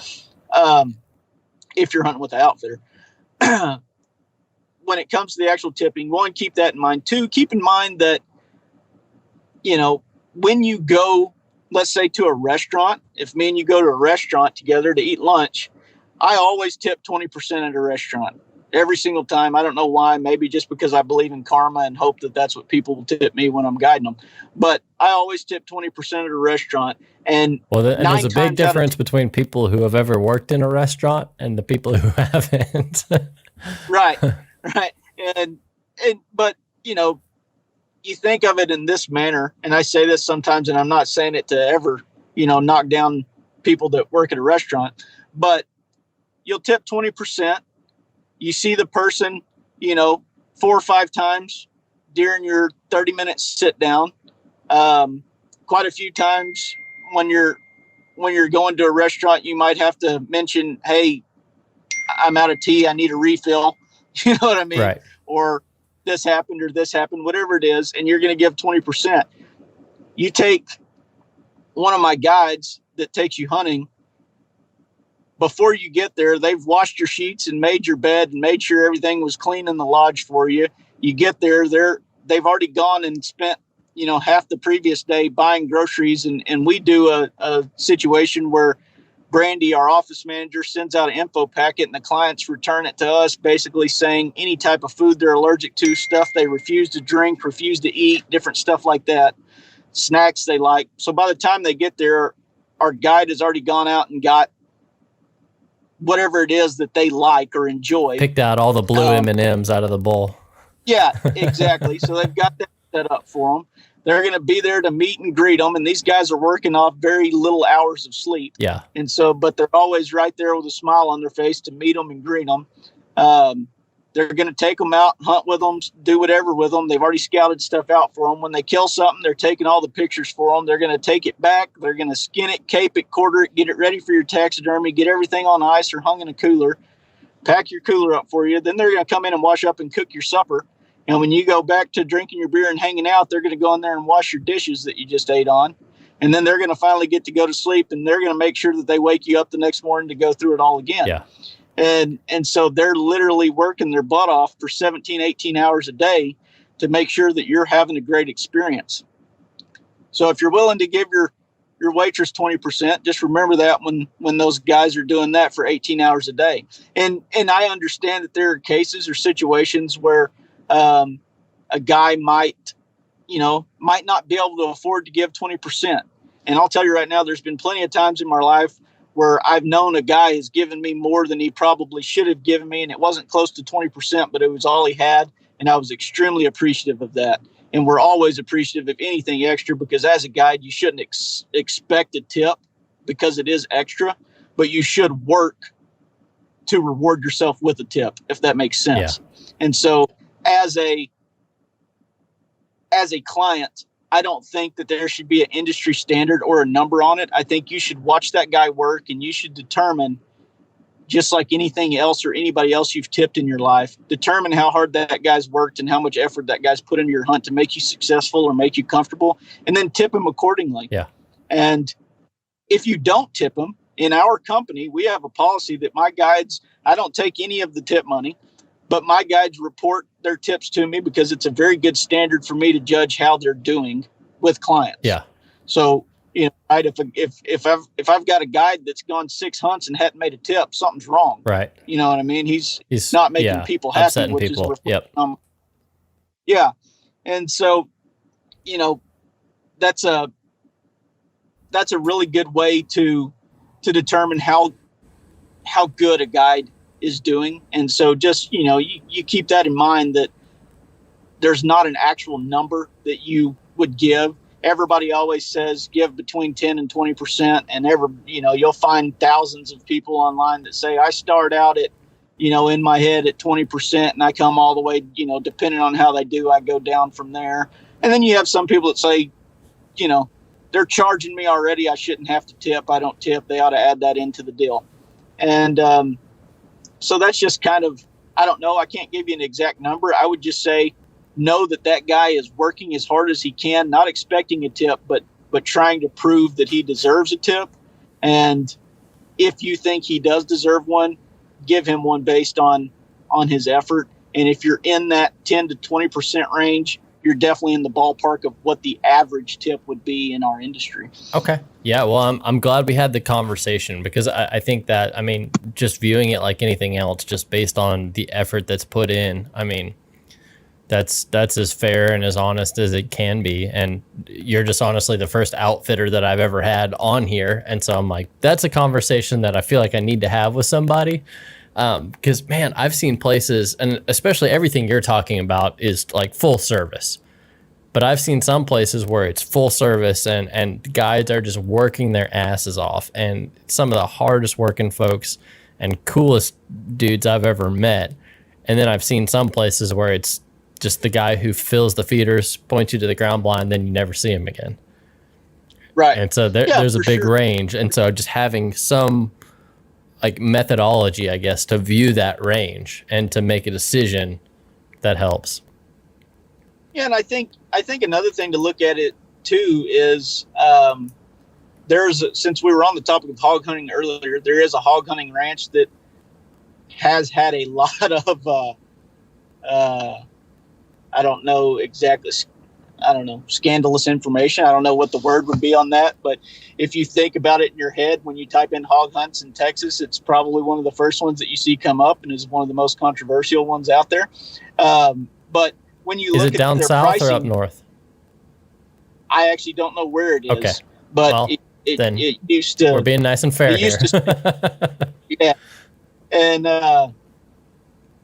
so when you click on it and actually look at the pricing structure of it, they charge you if you need any extra bullets. They charge you for their maid service. They charge you for cleaning your animal. If you want it caped out to go to a taxidermist, they charge you for that. And they charge you for the ice to put in there.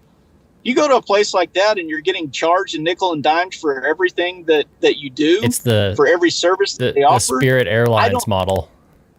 Yeah, I don't see a need to tip, right? Because in theory, whoever's actually doing that work should be getting paid for it, right? So if in Blackwater, if I was charging, $50 for every animal that we cleaned and $5 for every bag of ice and, $10 to wash your clothes at the end of the day, then if my guide's doing that at the end of the trip, when they take in those charges, I'm going to give him those fees. Yeah. And therefore, he would already been paid for the extra work that he was doing. However, if you come to a company that doesn't charge you for that, I think that's when you could look at it and go, this guy's putting in an 18-hour day. Let's take one of my younger guides, for example. He's going to put in an 18-hour day. He's going to do all the dishwashing, all the cleaning, all the cooking, everything like that, and he's going to make $100 for the day. So you can look at that and go, you know what? That guy's worked a lot harder than $100 for the day, and therefore I'm going to give him that. And I've had people come back to me and say, well, you're a jerk. You should be giving him more than $100 a day. Well, if I do, in my theory and in our business practice and all the data we've compiled and however many guides that I've had to go through hiring and firing, if a guy starts out making as much money as we can afford to pay at the top tier, you don't get the hustle. Yeah, what's the incentive? Yeah. Yeah. And so once they experience that lower end pay and bust their butt for the reward of the tip, once they get up to that upper tier guide, and are making $200 a day, they're still giving you that same effort. And now those guys are making great money, better salaries than a lot of college educated people are making. And, and you still get the same work ethic out of them. And it's genuine because they earned their way up and busted their asses for it. Exactly. Well, that's cool, man. That's a great way to put it into perspective. And I appreciate your comparison of the places where they essentially put forward a la carte pricing for ice and bullets and laundry and everything else, where they kind of took the pricing decision away from you versus places like your operation where it truly is full service. And so there's a baseline, but then everything else is quality of effort, quality of service. Right.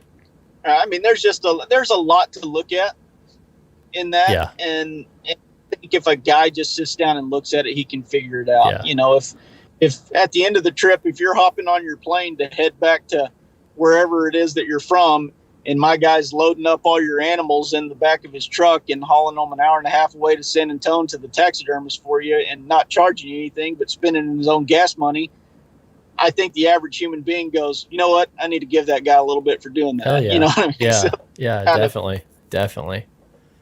Well, man, that's very insightful. And I feel like, you know, like I said, there's a lot of people who have their own lease and have never done anything with a guide service, or so many new hunters now that I don't know. Are you guys seeing that as well? Just like lots of new people coming out? A lot of new hunters, a lot more lady hunters. Very happy to see the amount of young hunters that are starting to get involved. I'm going to give a shout out and a thank you to Steve Ranella, because I think he has put out so much new information and done such a great job of bridging the gap between people that were almost anti and helping them come into our sport or heritage and just see that it is kind of a natural way of living, and it is something that can be respected and isn't just a slaughter fest, and we're not a bunch of murderers, but you know, there is an organic, natural feel that takes you back to a pre-technology time where you can kind of be at one with nature, or whatever it is that allows them to build that bond with themselves in hunting. And he's made it really cool for that group of people, and I think we're starting to see them filter into our services. Man, that's really cool. Of those new, like the new hunters that you're seeing now in the last year, 2 years, I guess that time frame, are you seeing any kind of trend in terms of what's getting people into it? I mean, you touched on a couple things just there, but is it people like who are willing to try something new and different? Is it people who want to source their own food? Is it like what's the driving factor there? Definitely the food's a big part, right? Which is, I can't tell you, I don't have any cool productions or anything, but I love cooking and I love eating. I eat a ton of wild game, and I'll eat some of the weirdest stuff you've ever heard of or thought of in your life. But you know, on my Instagram and Facebook and stuff like that, I'm always cooking something up and posting a picture of it. I've had a ton of new will write in through our inquiry and say, you know, was checking out your Instagram and you know, saw you cook this with the nail guy or made this with the Axis, and I really want to try that, you know, and they'll book a hunt to come get that and have that experience. Yeah. And so, yeah, I definitely think that the food portion of it plays a large role into it. But at the same time, there is a lot of people that are doing it for the, I don't know how to put it, I guess, organic lifestyle, the adventure, I'm going to go out and get my own animal and do my own butchering and you know, just be at one with nature. Find meaning in doing something the hard way, I guess. Yeah. Yeah. It's kind of like, and I guess a parallel that I talk about to people, it's like, why the hell would anybody ride a bike in 2020 when you can get a car? And it's like, well, there are people who just value, you know, I put in physical effort to get where I'm going, and that makes the journey more meaningful. I see a lot of that in hunting. Yeah, here it is for me, and I've tried to. I even sat down one time and I was going to try to write a book about this, but didn't get very far. I would need to do like an audio book because I can't. My ADD kills me on trying to sit and actually write something. But you know, I think there's such a strong connection, and not to sound too corny, but emotionally with the nostalgia of, you know, hunting with your dad or hunting with your grandpa or times you've had with your best friends. A guy like me can look back and I can say that, you know, short of marrying my wife and having my two daughters, that every other best memory I had was in the woods with either family or friends. And just every time that I'm going to go tell a story, it's always a story of something that happened while I was hunting. Yeah. And so there's, you know, the other day I was talking with a guy and I said, you know what, when the weather gets cold like this and I smell the first barbecue pit fire up, it's like just a inherent, feeling in my chest that I get of like this natural caveman need to be hunting instinct that comes out of me. You know what I mean? Yeah. It's like cold smoke smell. That's Man, what you're so right, to the point where even if it's not even like you're out there and it's cold and you smell just somebody burning oak on their property and you're like, well, that makes me hungry. Like they're not even cooking. Yeah. And so it takes me back to this, like what, and I think this is a big part of it. I think everything happens so fast nowadays. Technology makes stuff go so fast. Everything's instant gratification. I think there's a breaking point on that, where as cool as it is, people, and I think if you think about it in your head, you'll get where I'm coming from, but you can only scroll through Instagram so long until you're like, I'm not even paying attention to anything anymore. Yeah. You know what I mean? Like I'm just flipping to the next picture to flip to the next picture. And I think there becomes a breaking point in people where they're like, I need to get out and do something and try to, figure out what was it like to live back then, or what was it like to be one of those people that didn't have, what was life like before we had all this? And I think people read into that and realize that, some people read into it and realize that these people actually had to go out. They actually had to kill something.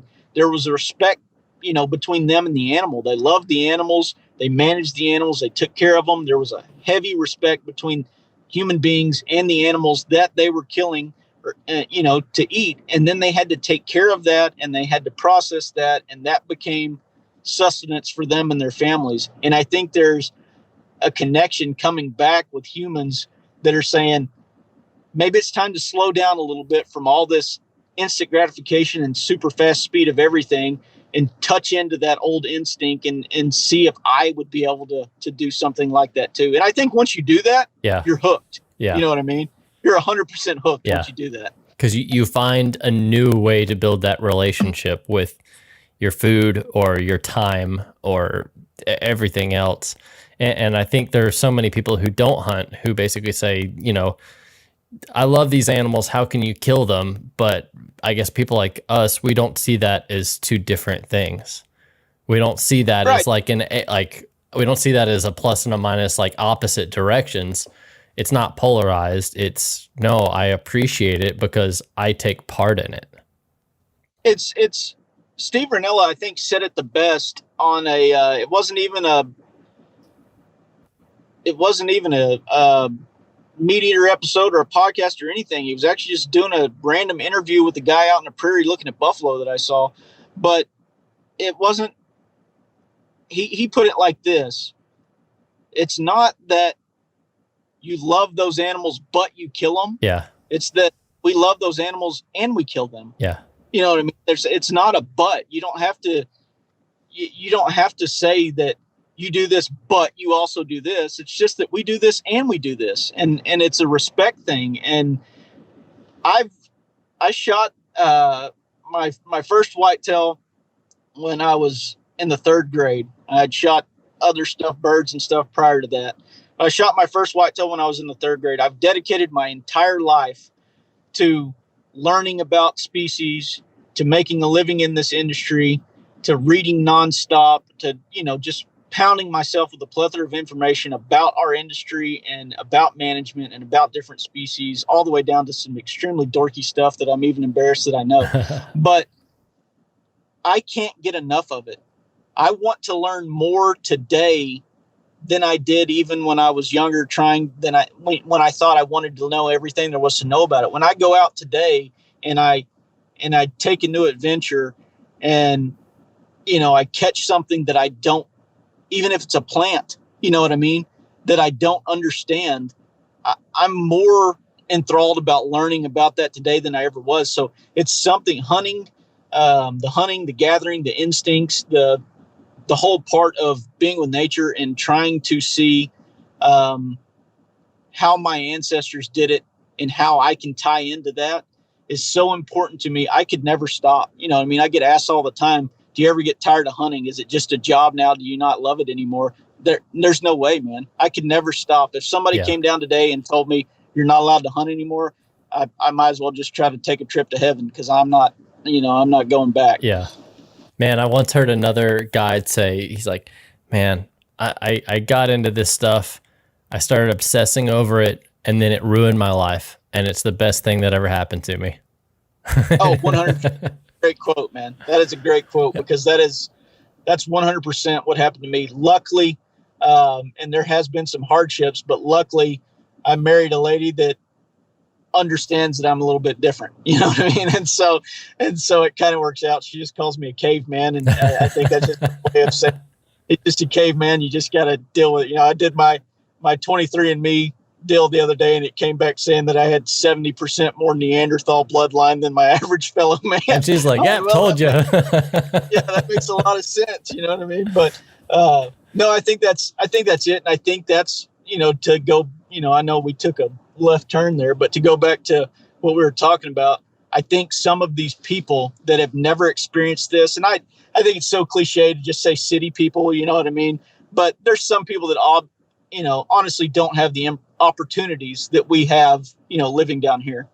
And so once those people, because they're usually in tight-knitted, well-connected groups, and once they experience the feeling and the emotional connection that we have, once they experience that for themselves, I think it just catches on like wildfire within their groups. Everybody kind of wants to see that, because you see a change in people. Yeah. You know what I mean? Yeah. You see a young man or a young girl get their first animal. There is an instant change from the look of their face to their energy to the personality, just how upbeat they become, and watching them grow through that process. It's awesome. And I get so jealous now when I see people that are my and your age that get to experience that for the first time. Yeah. I'm like, dadgummit, man. You know what I mean? Like I got to go find something new that I can experience that again. Yeah, man, I feel like so many people go the path that I did, and it sounds like probably you did, that, it's kind of passed on like from father to son or granddad, and that's kind of how you get into it. But then people who didn't get that experience, and in one respect, I'm like, man, you're really missing out and you just don't get it. But then when they finally give it a chance and get into it, like, and become an adult onset hunter, having that thrill now, holy smokes, what a cool thing. Yep, exactly. I had a client earlier this year. She was 40 years old and had just found out through ancestry.com that the guy she thought was her dad her entire life was not her dad.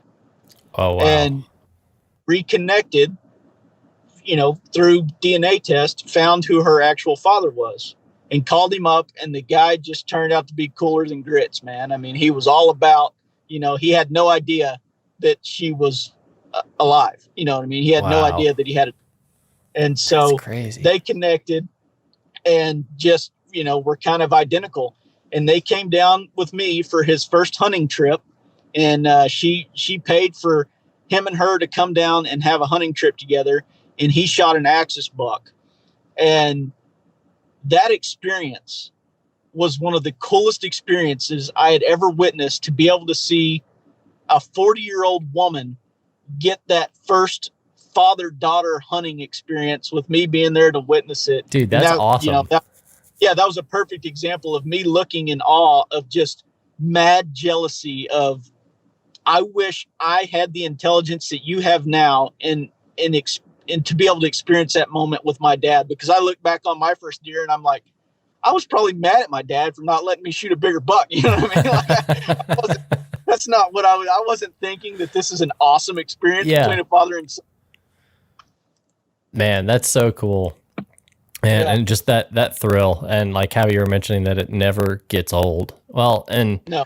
So something else I wanted to ask you about, and you already touched on it a little bit with your Colorado elk hunt, but you spend so much time doing this. What hunts, and maybe it is just the Colorado elk hunt, maybe you've got other stuff lined up, but what hunts are you particularly looking forward to just for you? for the sake of the challenge, the meat, the whatever? What are you fired up about? Well, I was super stoked about the nail guy hunt. My buddy actually got one with his thermal, and then I got one with my thermal about 6 months ago, but then I wanted to do it with my bow, and I blew that. But so I was pumped about that. Really stoked about this Colorado elk hunt. I rented out a town, an old gold mining town that has these little cabins up there. Okay. And we're going to go stay in that place. They got a little general store and everything. So honestly, dude, I'm just as pumped about staying in that place as I am about the elk hunt. That's cool. That's so cool. Yeah, I'm pumped about the elk hunt. I just on my Facebook, you can see I wanted to do something cool, and I ordered a 28 nozzler and a 6.5 300 Weatherby, and due to all this Corona stuff, neither one of them will be shipped in time. Oh wow! And so I said, you know what, I'm going to do something cool. So I went to a pawn shop, just looking through a pawn shop. I found an old 300 Weatherby in a pawn shop, and I went, cleaned it up, put a brand new scope on it, and did a DIY camo paint job on it, and got it all dialed in. So I'm going to take that, and I thought that would be kind of cool to do taking a pawn shop gun on my first rifle elk hunt and trying to knock one of those down. So should be a cool experience there. And then January, going to go try to bow hunt the mule deer rut in Arizona. Oh, cool. So big mule deer is on the top of my list for stuff that I want, but any mule deer really will work. I'm really not a big trophy hunter. I just like the experience of it. And then I will also take a trip next year. Definitely going to go to Idaho and try to get me a wolf in Idaho. Dang, so that's got to be a tough hunt. And Idaho was the first time I had ever experienced. So 2 years ago was my first elk hunt. And, we thought we were being hardcore, doing the whole backcountry thing, bivvying out the whole time. And it is some rough country. And we did it the hard way. I never pulled my bow back. But that was the first time I ever heard a wolf was on that trip. And like the time we had going after elk, it gave me just an amazing appreciation for like hunting a wolf in its natural habitat. Like, talk about an animal that is just like survived for millennia, just being a top predator, and you're battling your wits against his. Like, holy smokes. Yeah. You're definitely at a disadvantage. Yeah. Man, and the wolves, that's something people get so fired up on now. And I don't know, we don't have to get into it too much, but just in terms of like wanting a crazy challenge, like, dude, I applaud that. Yeah, and I'm reading. I read a lot right now. I'm reading I'm going to screw up the title, The American Hunter or something like that, from Teddy Roosevelt, and it's just a bunch of recaps of different hunting experiences he had. Okay, but he goes into his wolf hunting experience and talks about different ways that they killed wolves, when he was hunting, and talks about this guy named Massengale on there that had these wolf hounds, which nowadays, if you hear anything about hounds and wolves, it's just horrific pictures of wolves ripping these dogs apart, Yeah. And, but in that book, he had like these greyhounds that were mixed with these wolf dogs or something like that. And they would just tear these wolves up in these big packs. And then they were, they had these accounts of poisoning these wolves. And then Roosevelt made an account of seeing one with his brand new small caliber smokeless powder 30-30 rifle that had just came out. You know what I mean? That was all crazy. And so it got me so pumped up about, being in that same type of area. And that's kind of my deal. Like, I look at these old guys as idols, like, I don't know if you know who Jim Bridger is, but just these old guys that are just, they did everything the hard way. And I don't know, I'll never be able to fill their shoes, but I want to try to walk in them a little bit, you know what I mean? And so that's kind of my deal. And so that's kind of what I've really been doing on these hunts, is looking at where these guys like Roosevelt went and did stuff, and me saying, I got to go try it, because maybe, just maybe, I'll step in the same spot that guy stepped in. And relive in that history and embodying it to some point. Sure. Dude, that's awesome. Well, that sounds like a crazy hard hunt, but so cool too. Yeah, hopefully I'll be successful, but if not, I'm definitely going to enjoy it either way. Yeah. Well, there you go, and you got to view it that way. Well, man, we've been going a while here, and it's been so great. Anything else that you kind of want to add or want to touch on? I feel like we've kind of gone, man, everything from hogs to wolves to guide pricing to like all over the place. Anything else? No, this was an awesome experience, man. I sure appreciate you having me on. Yeah, dude. Well, we got to do it again sometime. This has been a heck of a lot of fun, but a 2-hour podcast is a pretty good one too. So let's go ahead and close this one out. Yeah, for sure. And then maybe we need to find a way to get together and do a hunt and do a campfire podcast. Hell yeah. We'll do one out in the field and, over some fresh meat over a fire or something. Work, man. Man, that was awesome. That conversation pretty much covered the whole gamut of everything Texas hunting.